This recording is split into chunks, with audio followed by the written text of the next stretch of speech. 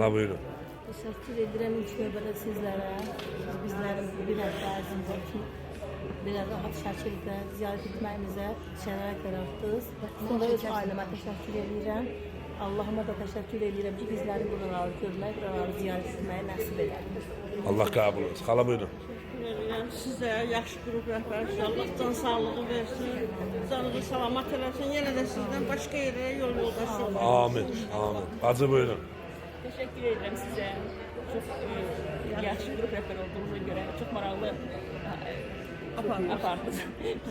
Çok yaxşı oldu. Çok sağ olun her şey. Allah kabul etsin. Buyurun. Biz de teşekkür edirik. Ben İbrahim'in adına, öz adımdan da demək istəyirəm. Biz de İbrahim yəqin gözləyəcək. Biz 8 ildir bura hazırlaşırdıq. Məhz bu ilə təsadüf elədiyi üçün, sizlə beraber olduğunuz için düzdür. Bizə də çox xoş oldu.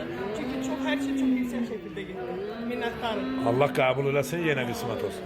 Bacı buyurun. Allah sizden razı olsun. Çok sağ olun. Çok məsuliyyətli bir rəhbərsiniz. Hər kəsə bir qayğı, bir diqqət göstərirsiniz. Biz çox gecikdik, bəzən haqqımıza girdik, gecikdik.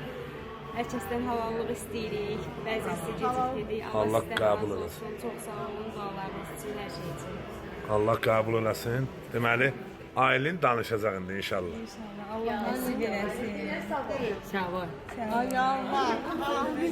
Danış abi. Yine danışacak danış. Hala buyurun. Çox sağ olun, var olasınız. Allah qəbul eləsin. Yaxşı gəldik, yaxşı da burada keçirdik. Allah qəbul eləsin, yenə də qismət eləsin Allah. Amin. Var olasınız.